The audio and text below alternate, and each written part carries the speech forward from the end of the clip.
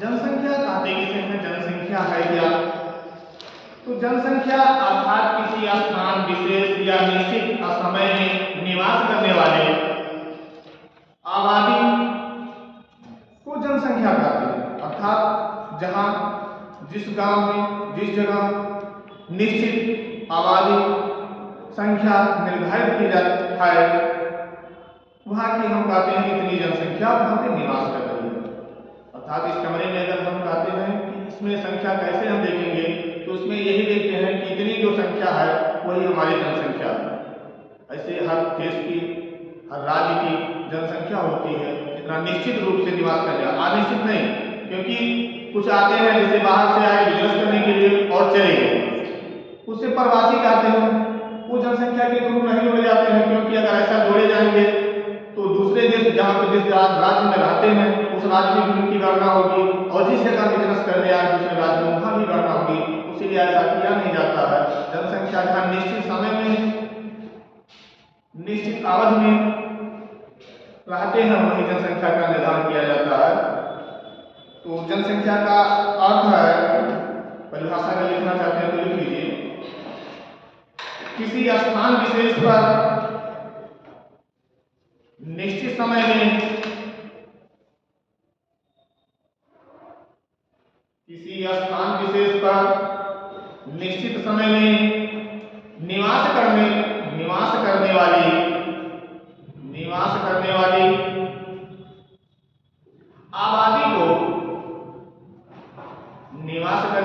आबादी को जनसंख्या कहते हैं। जनसंख्या कहलाती है।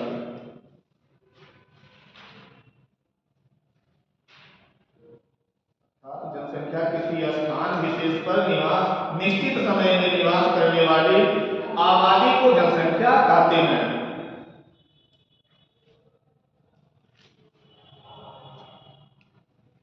निश्चित समय में निवास क्या करता है? तो निश्चित समय में जैसे संख्या होती है, संख्या अर्थात पुरुष और महिला की संख्या, जानवरों की संख्या, वस्तुओं की संख्या, लेकिन जनसंख्या की चूंकि हम बात करते हैं तो यहाँ पुरुष और महिला की संख्या। दूसरी हम गणना करते हैं वृद्धि दर, कितनी वृद्धि दर होती है, यहाँ का घनत्व क्या है। जनगणना जब करते हैं तो ये चार चीजों को, पांचों चीजों को हम निर्धारित करते हैं कि वहां पर संख्या कितनी है, वृद्धि दर कितनी है, घनत्व कितनी है, साक्षरता कितना है, लिंगानुपात कितना है, धर्म की कितनी है। जनसंख्या कितने साल के लिए किए जाते हैं? जनगणना मतलब जनगणना कितने साल के लिए किए जाते हैं? तो जनगणना कितने साल के लिए किए जाते हैं? 10 वर्ष पे जनगणना की जाती है।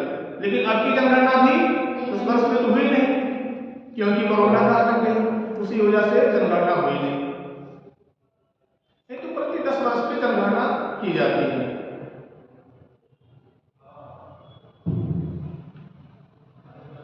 तो एक प्रोफेसर भी बताते हैं कि जनसंख्या का निर्धारण कैसे किया जाता है। तो पहले है माल्थस का जनसंख्या सिद्धांत। माल्थस का जनसंख्या सिद्धांत, प्रोफेसर माल्थस का जनसंख्या सिद्धांत।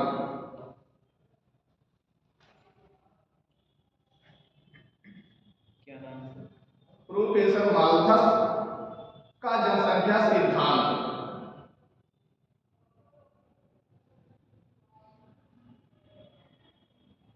प्रोफेसर माल्थस का जनसंख्या सिद्धांत।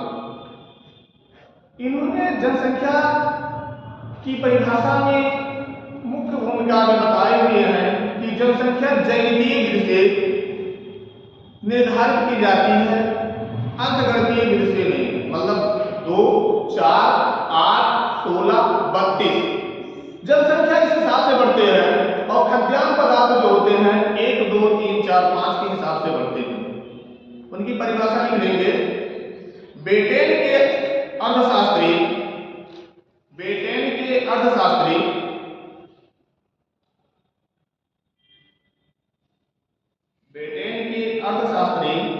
थॉमस माल्थस ने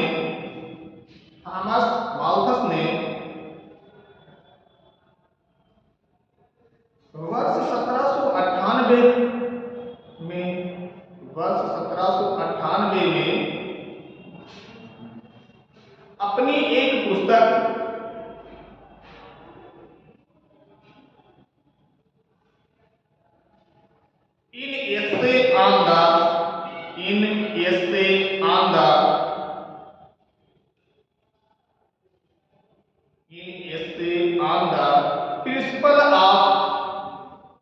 प्रिंसिपल ऑफ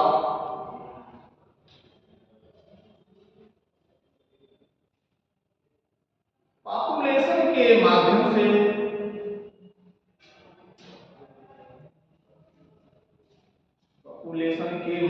से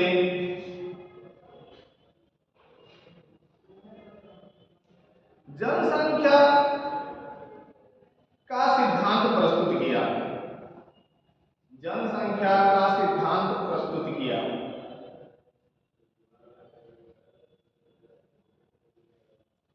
माल्थस का सिद्धांत किसी देश की माल्थस का सिद्धांत किसी देश की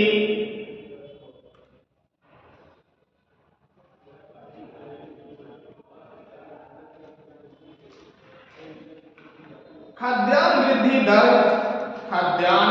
दर एवं जनसंख्या वृद्धि दर के बीच खाद्यान्न वृद्धि दर एवं जनसंख्या वृद्धि दर के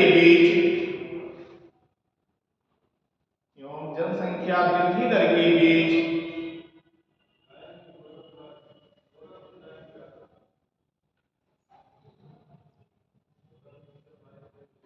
संबंध स्थापित करता है।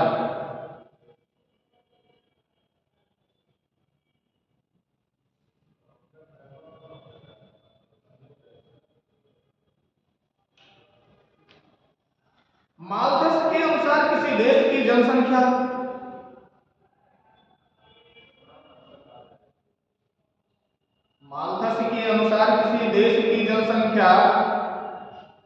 वृद्धि दर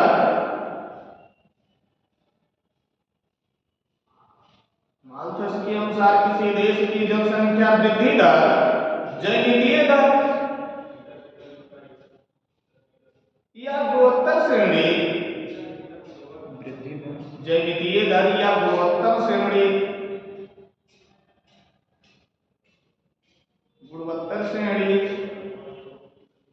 ज्यामितीय दर अर्थात गुणोत्तर श्रेणी जैसे मतलब अर्थात 1 2 4 8 16 32 64 आदि से बढ़ती है।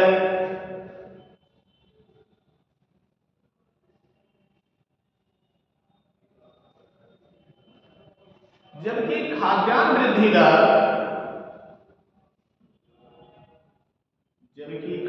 वृद्धि दर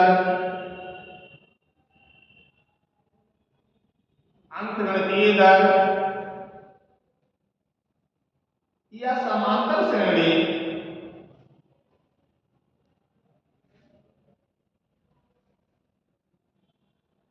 एक दो तीन चार आदि से बढ़ती है।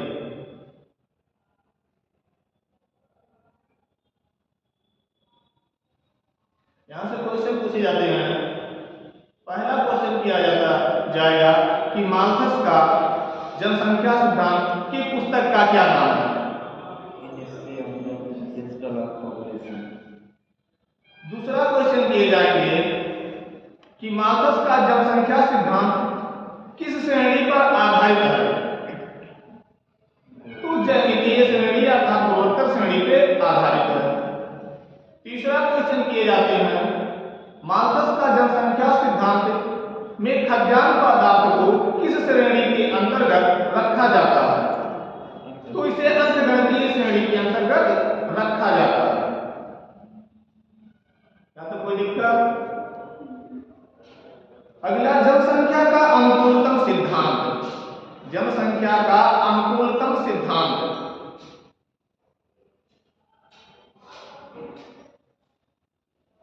जनसंख्या का अनुकूलतम सिद्धांत जनसंख्या वृद्धि हमेशा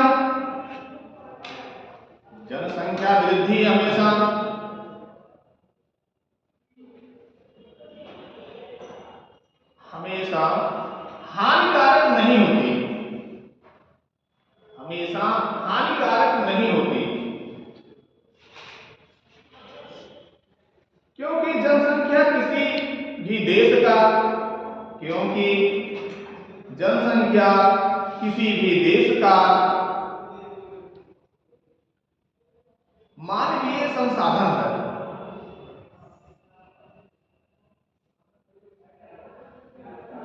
अतः किसी भी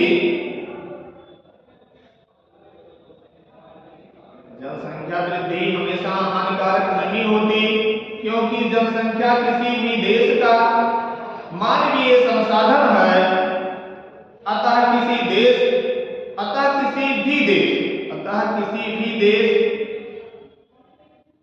के प्राकृतिक एवं भौतिक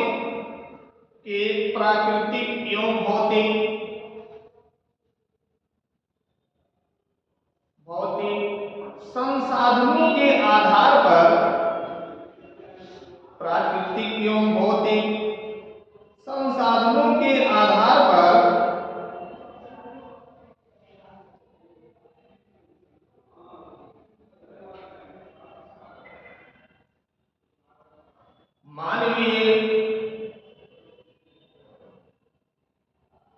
मानवीय संसाधनों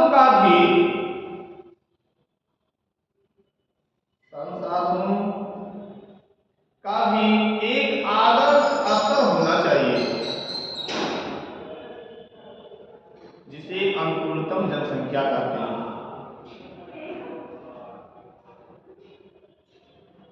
एक आदर्श स्तर होनी चाहिए, जिसे अनुकूलतम जनसंख्या कहते हैं।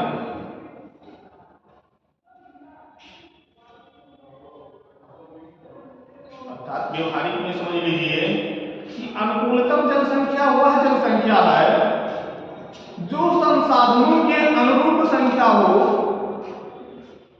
मानवीय संसाधनों के आवश्यकताओं के अनुसार जनसंख्या हो, उसे हम अनुकूलतम जनसंख्या कहते हैं।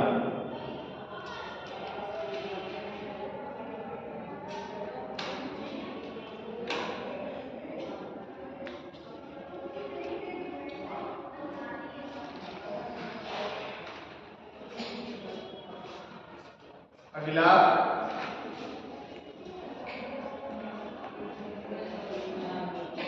जनसंख्या वृद्धि दर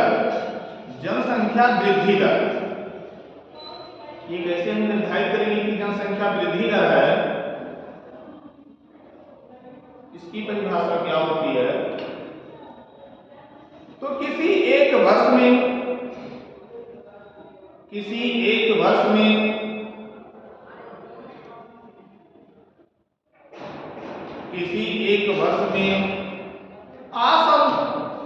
असंशोधित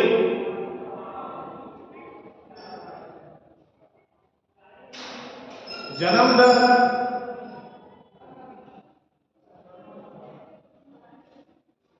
तथा अशोधित मृत्यु दर के अंतर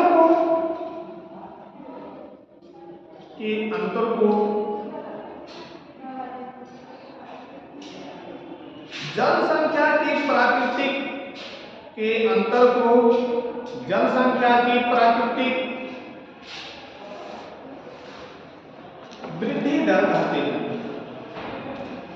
किसी एक वर्ष में असंशोधित जन्म दर तथा अशोधित मृत्यु दर के अंतर को जनसंख्या की प्राकृतिक वृद्धि दर कहते हैं।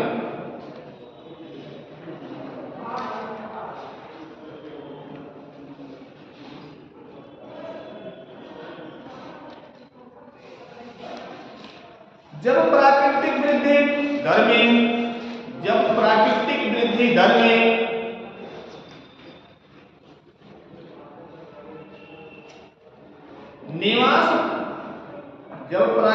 वृद्धि दर में निवास दर को जोड़ दिया जाता है,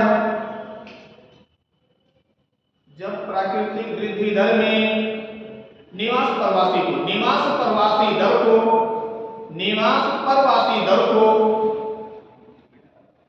जोड़ दिया जाता है,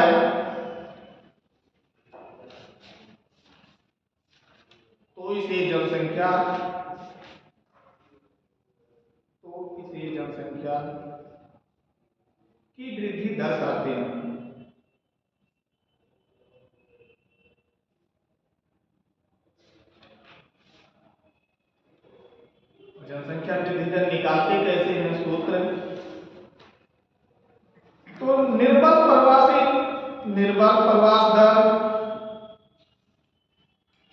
निर्बल प्रवास दर बराबर देश में आने वाले लोगों की संख्या, देश में आने वाले लोगों की संख्या माइनस देश के बाहर जाने वाले लोगों की संख्या। देश में आने वाले लोगों की संख्या निवास प्रवासी दर बराबर देश में आने वाले लोगों की संख्या माइनस देश के बाहर जाने वाले लोगों की संख्या बटे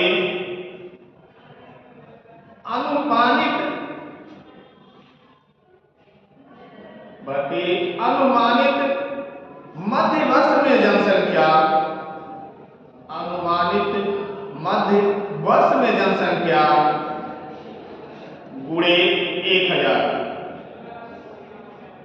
गुणे 1000।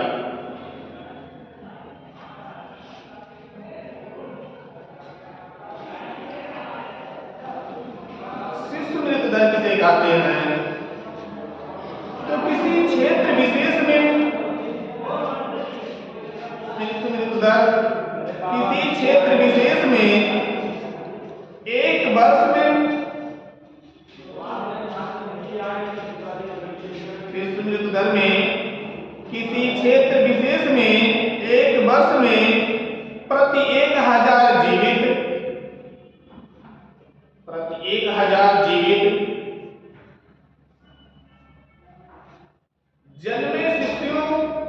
जन्मे शिशुओं की संख्या के अनुपात में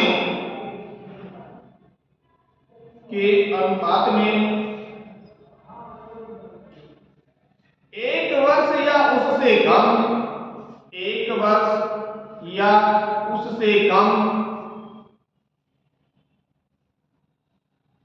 उम्र वाले मृत्यु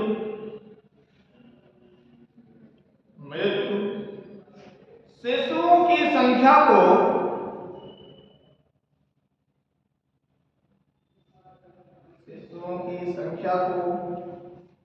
शिशु मृत्यु दर कहते हैं।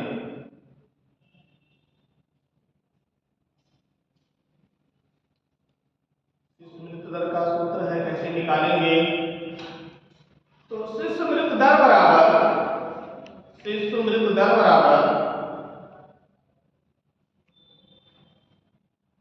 एक वर्ष में शिशुओं के मौतों की संख्या, एक वर्ष में शिशुओं के मौतों की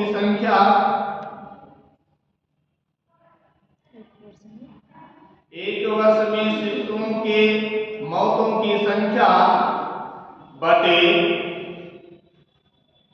एक वर्ष में जीवित जन्मों की संख्या, एक वर्ष में जीवित जन्मों की संख्या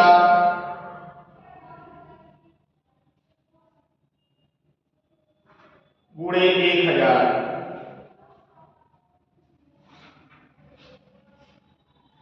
असंशोधित जन्म दर क्या होती है? असंशोधित जन्म दर होते हैं कि जिन बच्चों को मृत्यु होने की संख्या से, अर्थात मृत्यु हो उनकी संख्या से प्लस जीवित संख्या को बटे जीवित संख्या को, मतलब असंशोधित मृत्यु दर में जो मरे हुए संख्या है माइनस जो जिए हुए संख्या है बटे जो जीवित टोटल संख्या है, अर्थात जो मरे हुए की संख्या होती है उनकी संख्या को घटा दिया जाता है जीवित संख्या में, अर्थात कुल संख्याओं में से मरे हुए की संख्या को घटा के जीवित संख्या को केवल निर्धारित किया जाता है। अगला कुपोषण की दर। कुपोषण की दर में 3 वर्ष तक के कुपोषण की दर में 3 3 वर्ष तक के ऐसे बच्चे शामिल किए जाते हैं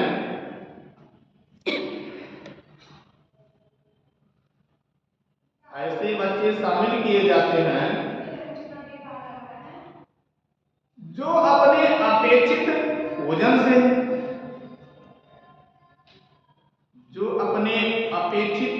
से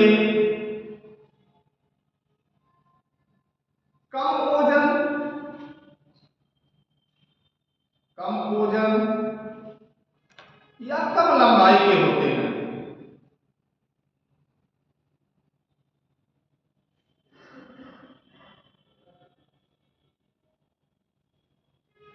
अगला प्रजनन काल। प्रजनन काल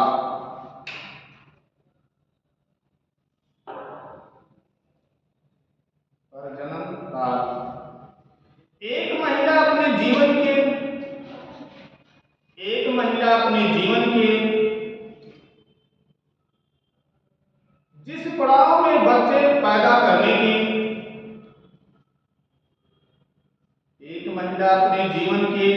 जिस पड़ाव में बच्चे पैदा करने की क्षमता रखती है,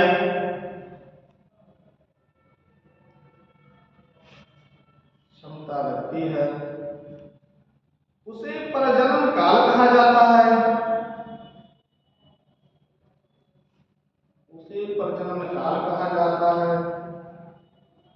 भारत में प्रजनन काल में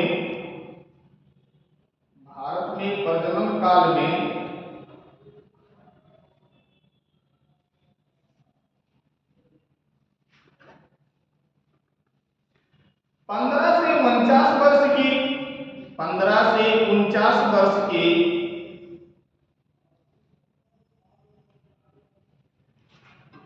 महिलाएं शामिल की जाती हैं।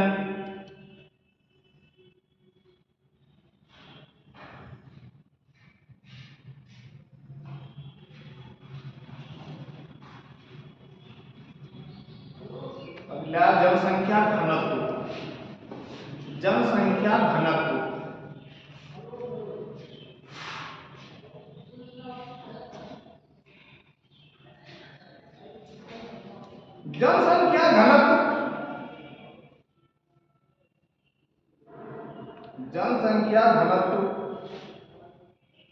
जनसंख्या के महत्वपूर्ण सूचांक में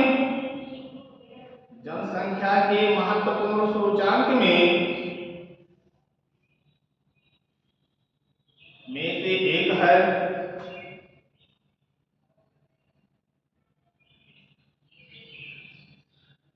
जनसंख्या के घनत्व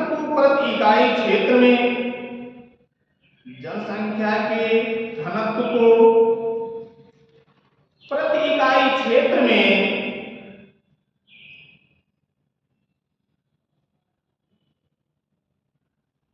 व्यक्तियों की संख्या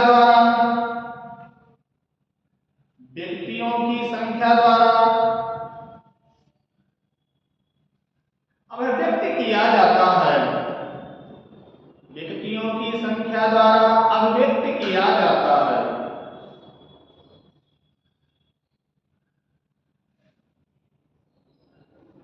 अर्थात प्रति वर्ग किलोमीटर में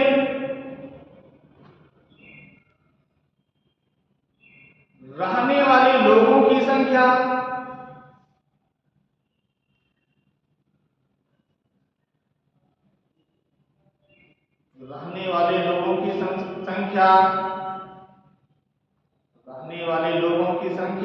जनसंख्या घनत्व कहलाती है।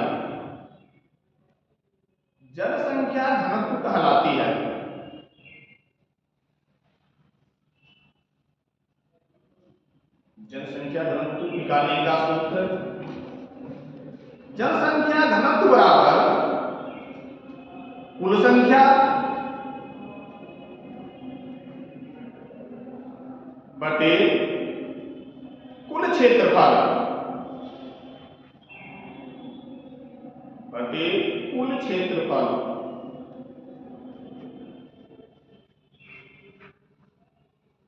अगला, जनसंख्या के इतिहास। जनसंख्या के इतिहास या महत्वपूर्ण तथ्य। इतिहास या महत्वपूर्ण तथ्य।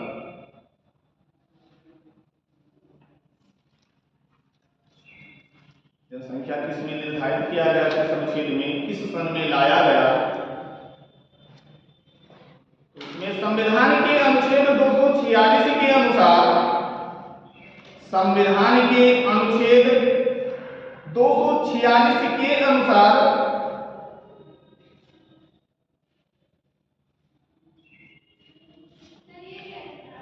जनगणना भारत में, जनगणना भारत में केंद्रीय विषय है। केंद्रीय विषय है।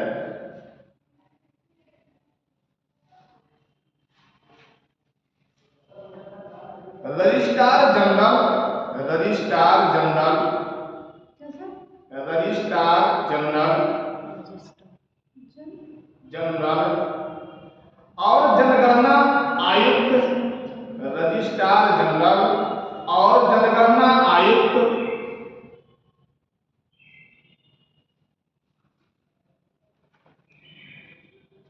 जनगणना की योजना बनाता है।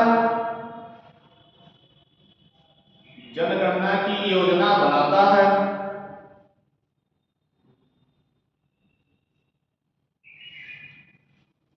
अगला, जनगणना संचालन, जनगणना संचालन, जनगणना संचालन निर्देशक अपने क्षेत्राधिकार में, जनगणना संचालक निर्देशक अपने क्षेत्राधिकार में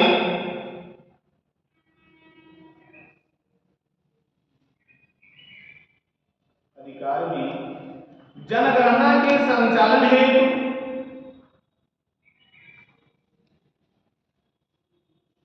जिम्मेदार है।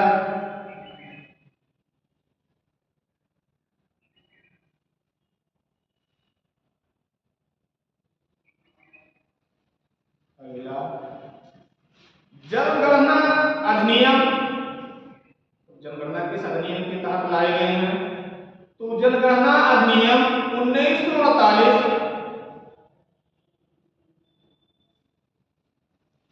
जनगणना अधिनियम 1948 व जनगणना नियम 1990, जनगणना अधिनियम 1948 व जनगणना नियम 1990 के संवैधानिक प्रावधानों के तहत, के संवैधानिक प्रावधानों के तहत जनगणना आयोजित की जाती है। जनगणना आयोजित की जाती है। भारत में जनगणना कितने वर्ष में होते हैं? तो भारत में प्रति 10 वर्ष से, भारत में प्रति 10 वर्ष से जनगणना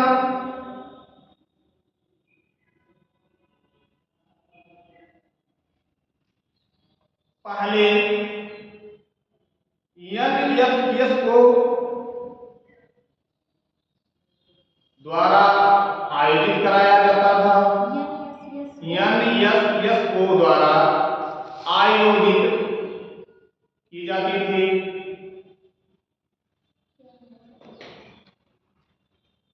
द्वारा आयोजित की जाती थी। लेकिन वर्तमान में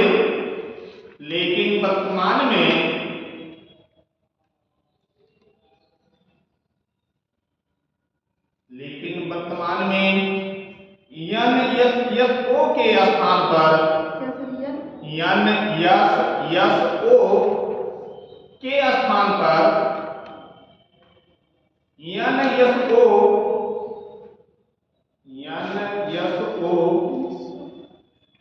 कर दिया गया है, को कर दिया गया है।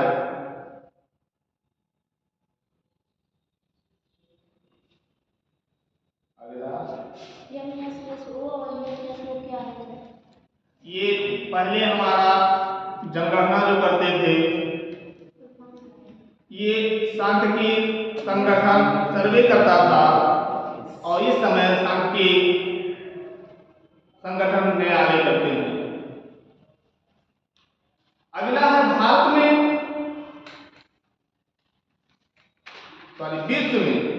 विश्व जनसंख्या दिवस। विश्व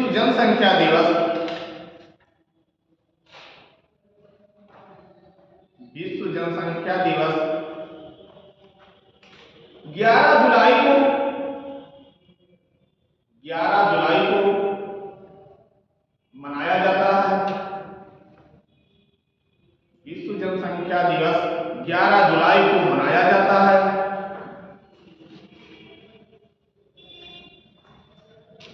भारत की प्रथम जनसंख्या नीति, भारत की प्रथम जनसंख्या नीति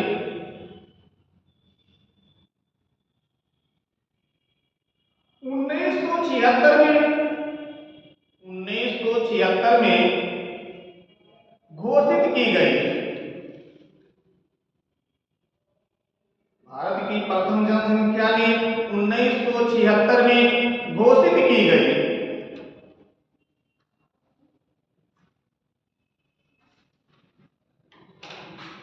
वर्तमान में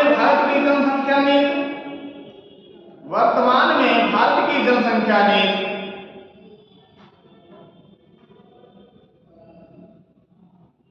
2000 की है। जनसंख्या नीति 2000 की है।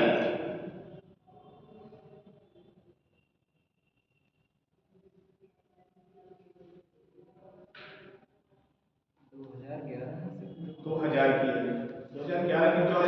2011 जनगणना है, लेकिन इसकी किस नीति में की गई थी? तो 2000 की नीति पर की गई थी। 2011 की जनगणना 2000 की नीति पर की गई थी। 15 फरवरी 2000 को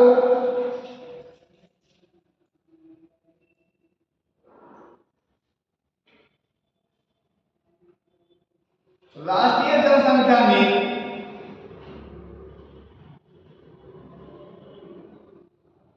2000 की गई।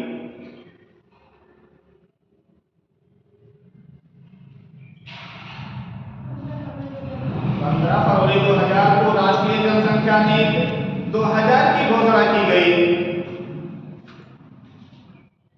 विश्व में सर्वप्रथम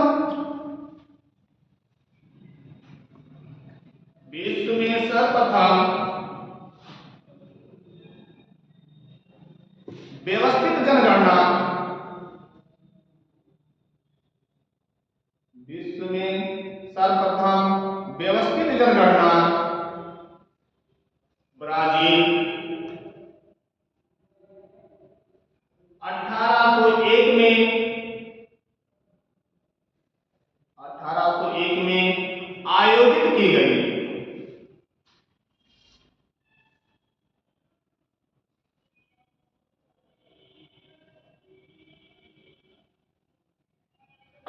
यहाँ क्वेश्चन किए जाते हैं कि विश्व में सर्वप्रथम व्यवस्थित जनगणना किस देश से किया गया और किस सन में किया गया? तो ब्राजील में 1801 में किया गया।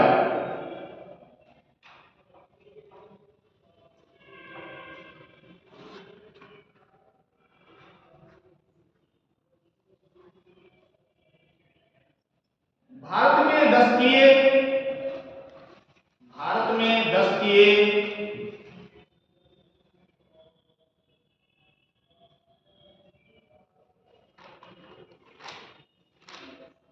जनसंख्या की गणना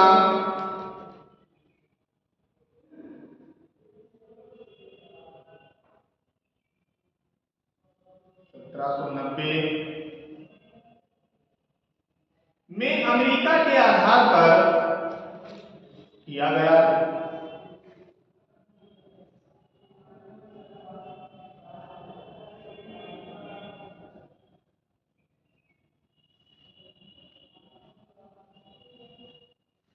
आप लोगों ने लिखे हैं कि जनसंख्या यानी जनगणना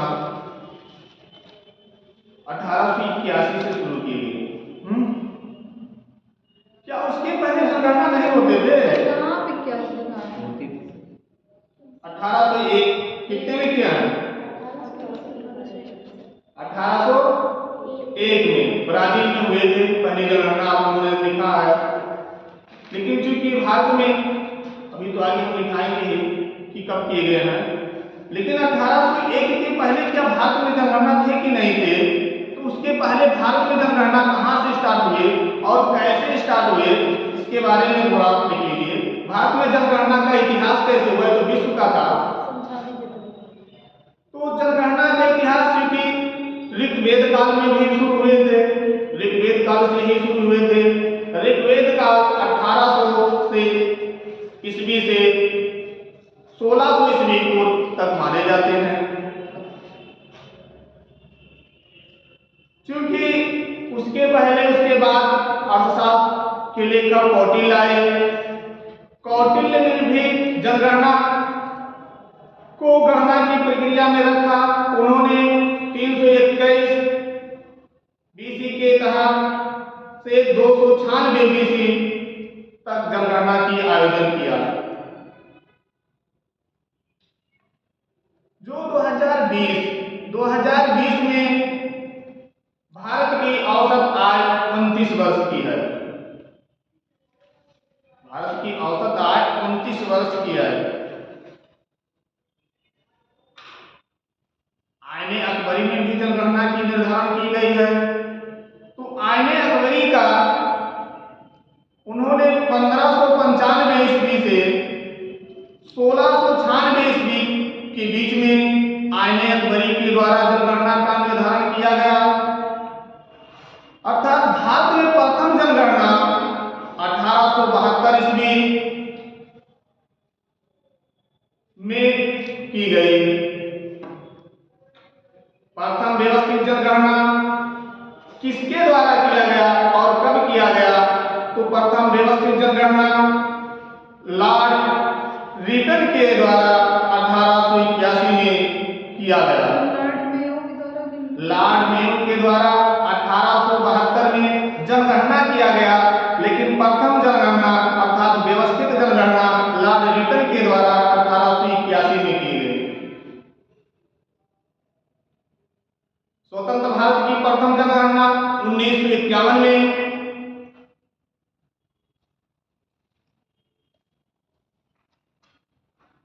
2011 की जनगणना कौन सी जनगणना थी?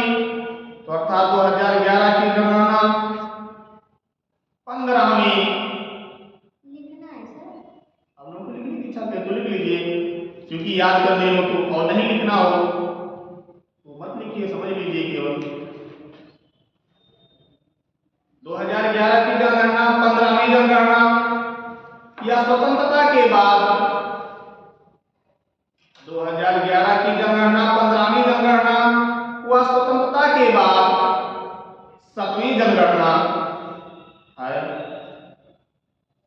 क्वेश्चन किए जाते हैं 2011 की जनगणना कौन सी जनगणना है? तो 15वीं जनगणना है। और स्वतंत्रता के बाद से जनगणना कौन जनगणना है? तो 7वीं जनगणना है।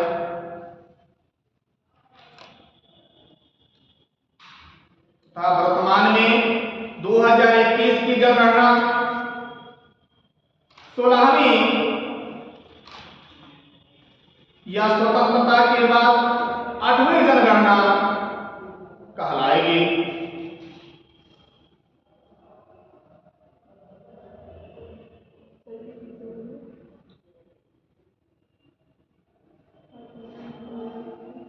वर्तमान में 2021 की जनगणना 16वीं व स्वतंत्रता के बाद 8वीं भारत की जनगणना है। चलिए यहाँ से एक क्वेश्चन किया जा रहा कि 2011 की जनगणना कौन सी जनगणना थी? 2011 के स्वतंत्रता के बाद की जनगणना कौन सी जनगणना थी? 7वीं जनगणना। और 2021 की जनगणना कौन सी जनगणना है? 16वीं। स्वतंत्रता के बाद की 2021 की जनगणना कौन सी जनगणना है? 8वीं जनगणना है। अब 2011 की जनगणना किसने निर्धारित किया था और किसके माध्यम से निर्धारित लगाए गए थे? तो 2011 की जनगणना के आयुक्त केंद्र में 2011 की जनगणना के आयुक्त केंद्र में सी चंद्रमौली 2011 की जनगणना के आयुक्त केंद्र में सी चंद्रमौली तथा राज्य में सुभा सिंह थे। सुभा सिंह थे। 2021 की जनगणना के आयुक्त 2021 की जनगणना के आयुक्त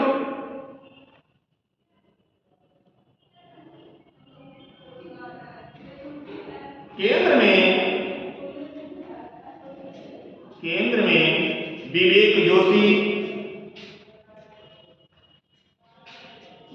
जोशी को बनाया गया है।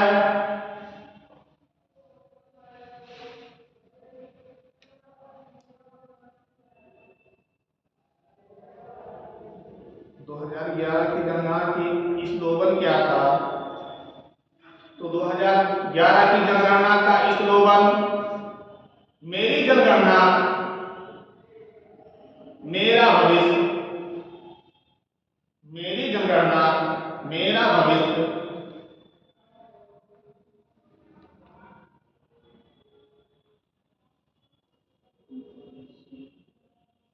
मेरी जनगणना मेरा भविष्य।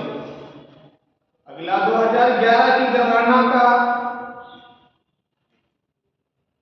शुभांकर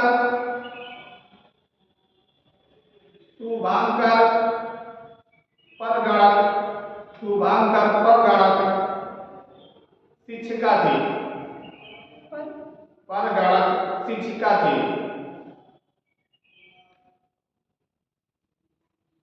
जनगणना 2011 का कार्य,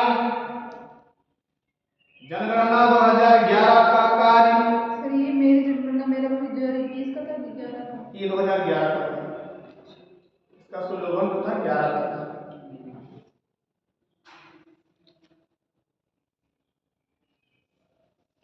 जनगणना 2011 का कार्य 2 चरणों में किया गया।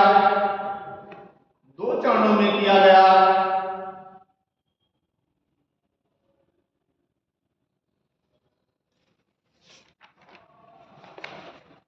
प्रथम चरण में राष्ट्रीय जनसंख्या, प्रथम चरण में राष्ट्रीय जनसंख्या रजिस्टर, राष्ट्रीय जनसंख्या रजिस्टर बनवाया गया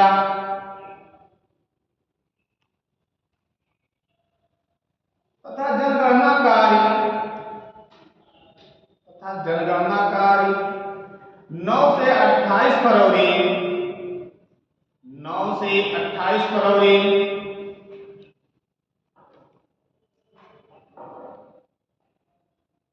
2011 हुआ। पुनः 1 से 5 मार्च पुनः 1 से 5 मार्च 2011 तक पूर्ण हुआ। अर्थात 2021 की जनगणना दो चरणों में की गई। पहला चरण में 9 से 28 फरवरी 2011 तक, दूसरे चरण में 1 से 5 मार्च 2011 तक किए गए। 2011 की जनगणना में 2011 की जनगणना में 29 तरह के प्रश्न पूछे गए।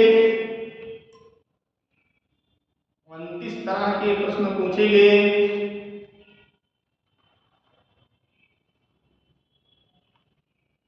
प्रश्न क्या है? जैसे प्रश्न होते हैं कि जनसंख्या का निर्धारण किया गया, आर्थिक निर्धारण किया गया, वस्तुओं का निर्धारण किया गया, मकानों का निर्धारण किया गया।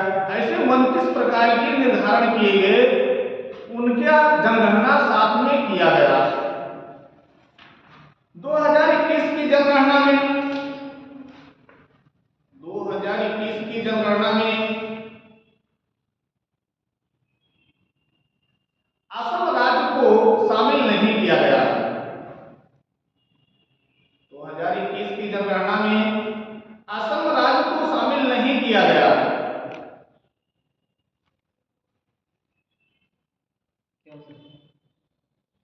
उसको जनगणना से अलग कर दिए गए हैं, उसकी गणना अलग की जाएगी। केंद्रीय जनगणना में नहीं जोड़ेंगे क्या? इन्हों जनगणना में नहीं जोड़ा जाएगा इसकी संख्याओं को। क्यों ऐसा तो कंफर्म हम अगले दिन बताएंगे कि क्या कंफर्म है कि उसको बाहर में लिखवा दिया, आवाज पहुंच चुकी है। क्या हुआ?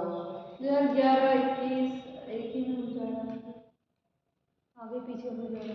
21 में अभी कहाँ हुआ? अभी 21 का जनगणना हुआ कहाँ है? नहीं, आप इसी में लिखवा दिए ना अभी।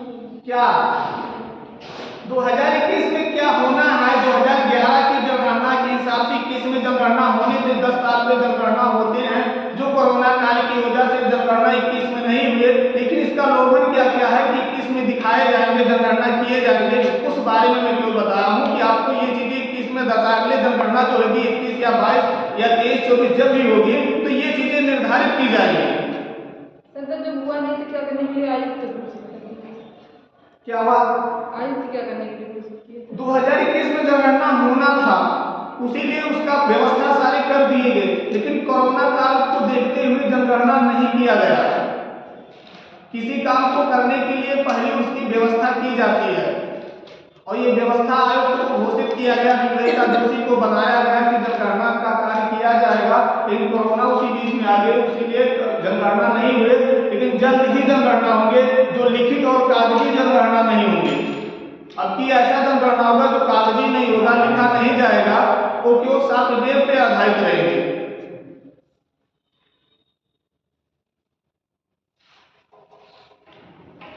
अब जनगणना 2011 में भारत का क्या क्या था, कितनी संख्याएं थी? 2011 के जनगणना में भारत की संख्याएं कितनी थी? तो जनसंख्या 2011 में भारत की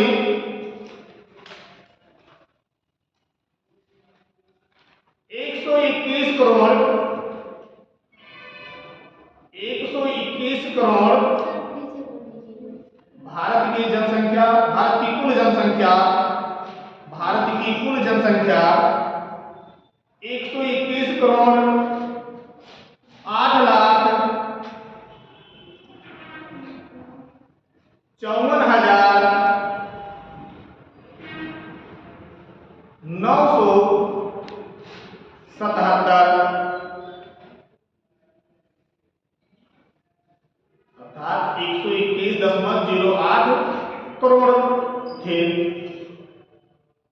अब ग्रामीण जनसंख्या कितने थे? 2021 की जनगणना में ग्रामीण जनसंख्या और शहरी जनसंख्या कितने थे? तो ग्रामीण जनसंख्या 2021 की जनगणना में भारत की ग्रामीण जनसंख्या कितनी थी? तो 68.86%। 68.86%। और शहरी जनसंख्या 31.14%। 31.14%। 10.14%।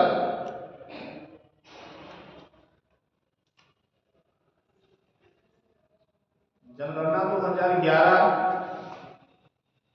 का पुरुषों की संख्या कितनी थी और महिलाओं की संख्या कितनी थी? तो पुरुषों की संख्या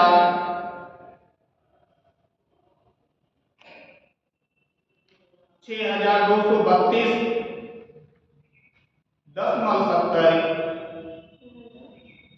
6,232.70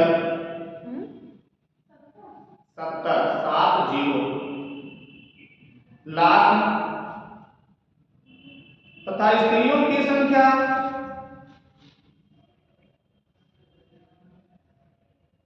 5,875.85 लाख थे।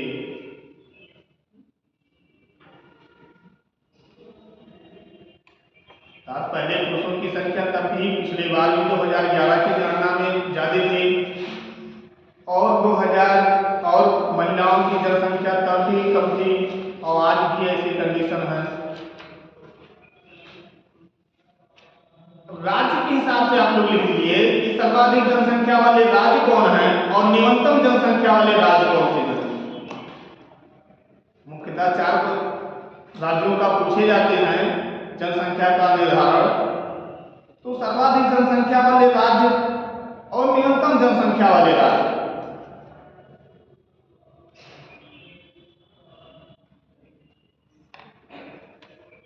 तो सबसे ज्यादा जनसंख्या वाले राज्य जो है उत्तर प्रदेश 19.98 करोड़, दूसरा महाराष्ट्र 11.23 करोड़,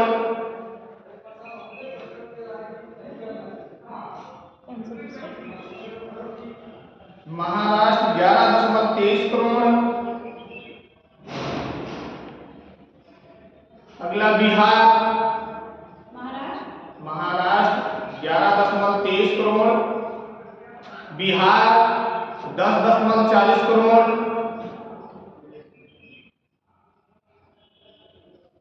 पश्चिम बंगाल 9.13 करोड़। ये भारत के सबसे अधिक जनसंख्या वाले राज्य थे और न्यूनतम जनसंख्या वाले राज्य, भारत के न्यूनतम जनसंख्या वाले राज्य, पहला सबसे कम जनसंख्या भारत का सिक्किम 6.10 लाख,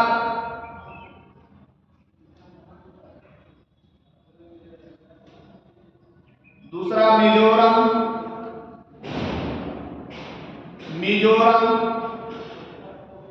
10.97 लाख,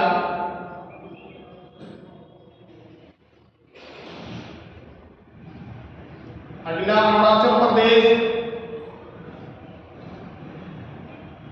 सिक्किम 6.10 लाख, मिजोरम 10.97 लाख, अरुणाचल प्रदेश 13.83 लाख,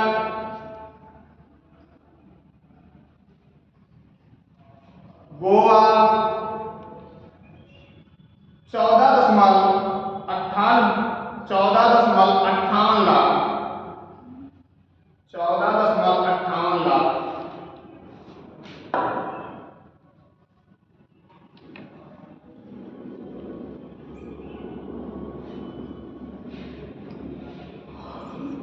अब यहां क्वेश्चन कैसे किए जाते हैं? तो पहला क्वेश्चन किए जाते हैं कि सर्वाधिक, भारत की सर्वाधिक जनसंख्या वाला राज्य कौन सा है? उत्तर प्रदेश। उत्तर प्रदेश में कुल जनसंख्या कितनी है? 19.98 करोड़। दूसरा क्वेश्चन पूछे जाते हैं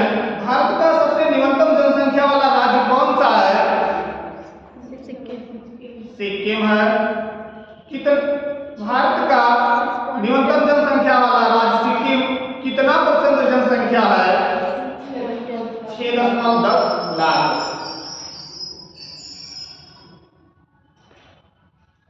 चलिए बात में से क्वेश्चन निकल लिया जाए इसी के कि क्या क्या कैसे क्वेश्चन आते हैं।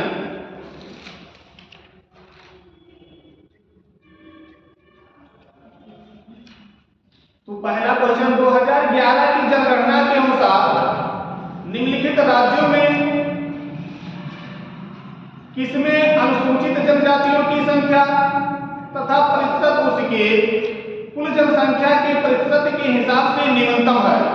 मतलब जो अनुसूचित जनसंख्या की जो प्रतिशत है वो किस राज्य में सबसे कम है कि भी बताएंगे इसीलिए। तो ये है हमारे उत्तर प्रदेश। लेकिन अगला क्वेश्चन, भारत का व्यवस्थित जनगणना किस सन में किया गया?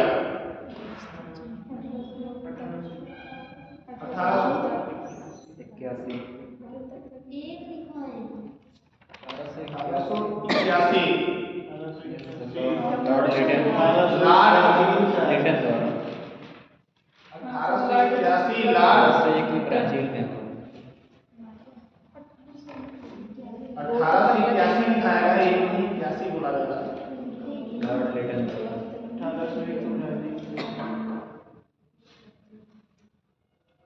किसके द्वारा? Lord Liton. Lord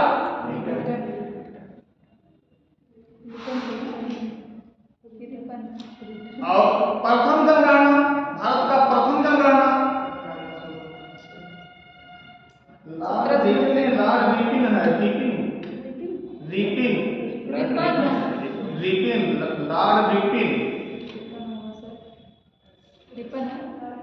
Ripon Rawat छोटी मंदारी और पा कौन है? रिपिन।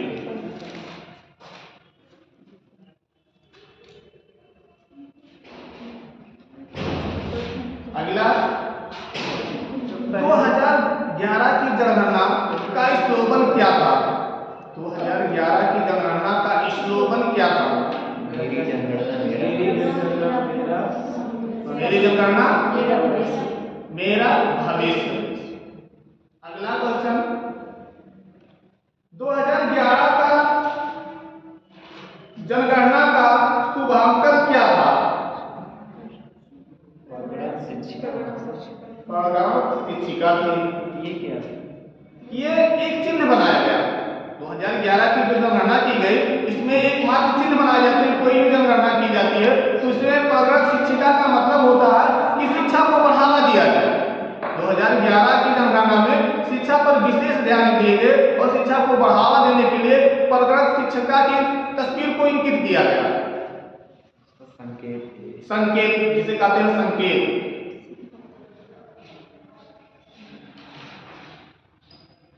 2011 की जनगणना में हमारे देश की में कितने क्वेश्चन पूछे गए? 29 प्रकार के प्रश्न पूछे गए।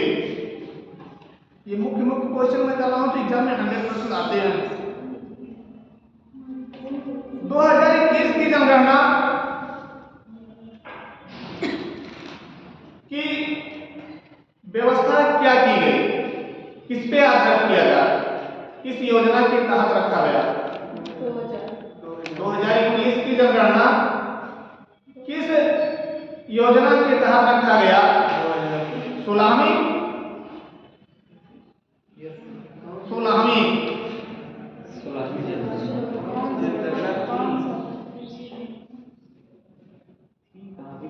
2011 की जनगणना के आयुक्त कौन थे? 2011 के जनगणना के आयुक्त में पूछ रहा हूं, 2021 के नहीं।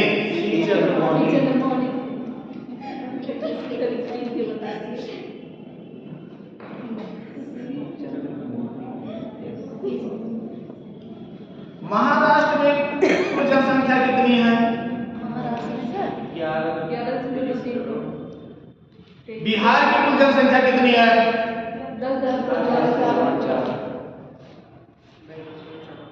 मिजोरम की जनसंख्या कितनी है? 10.97 अरुणाचल प्रदेश की जनसंख्या कितनी है?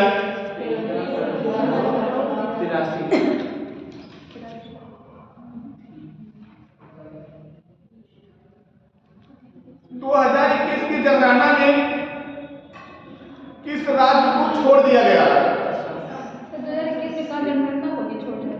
क्योंकि अभी उसका संबंध पहले बना दिया गया कि राज्य को छोड़ दिया जाएगा। 2021 की जनगणना में किस राज्य को छोड़ने का स्लोगन बनाया गया, यानी अर्थात असम को बनाया गया कि इसकी जनगणना नहीं की जाएगी 2021 में, उस राज्य की जनगणना नहीं की जाएगी। 2011 में भी तो छोड़ दिया गया। 2011 में छोड़ दिया गया था। आप ही तो लिखवाए हैं। 2021 की लिखा है। 2021 लिखवा है। दोनों एक ही में हुआ है। आपने इसमें सही से लिखे हैं, इसको 21 में लिखे हैं कि 11 में लिखे हैं, उसीलिए कहा बोले थे कि इसका अलग लिखवाइए, हमारा पूरा इसे हो गया होगा, हमें पता है। इस वाला हुआ नहीं ना। आप लोगों ने जो लिखते हैं, जब भी मैं टॉपिक को लिखाता हूँ, एक लिखने की ट्रिक क्या लीजिए कि सबसे अच्छा होता है जब भी मैं कोई चीज को बोलता हूँ पहले जाता हूँ इसके बाद ये, मतलब यहाँ मार्कर लगा देंगे ना, जैसे 21 की जनगणना आपने लिखा, 2021 की जनगणना इसमें जनसंख्या लिखा, या आप 2011 की जनसंख्या लिखे हैं, तो ये अलग क्वेश्चन लिखना चाहिए पूरे बराबर। आप लिखिए कहीं पूरा लिखते चले जाए, जबकि हम टॉपिक बोलते हैं पहले बोल देते हैं कि इस चीज को यहाँ से क्वेश्चन पूछे जाएंगे, अर्थात इसका इसके बाद में इसके अगला अगला बार बार करते हैं, क्योंकि याद करने में अच्छे होते हैं जब हम टॉपिक क्वेश्चन के हिसाब से बनाते हैं।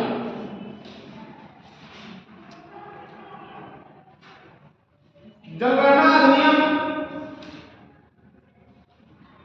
को किस सन में स्थापित किया गया?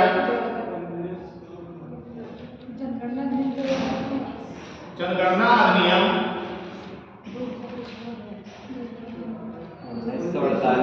1948।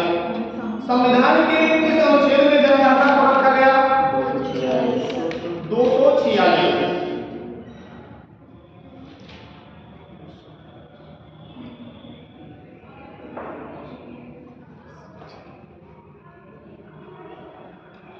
राष्ट्रीय जनसंख्या नीति की घोषणा कब की गई?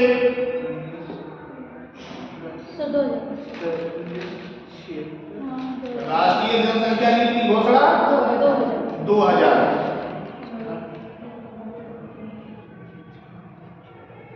विश्व में सर्वप्रथम व्यवस्थित जनगणना कहां से स्टार्ट किया गया?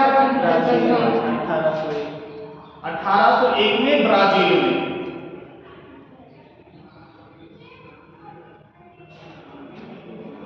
दशकीय जनगणना कब से स्टार्ट की गई? 1790 में। किस देश से लेके? अमेरिका से लेके। यहाँ तो कोई दिक्कत, क्वेश्चन जैसे बनने हैं जिस प्रकार से आने हैं, क्योंकि विकल्प टाइप में तो हम क्वेश्चन पूछ नहीं रहे हैं। अगर आप लोगों को विकल्प टाइप में क्वेश्चन भी ना समझ में आ रहा हो तो विकल्प यही क्वेश्चन किया जाए और विकल्प में किया जाए, आके आप ले लें।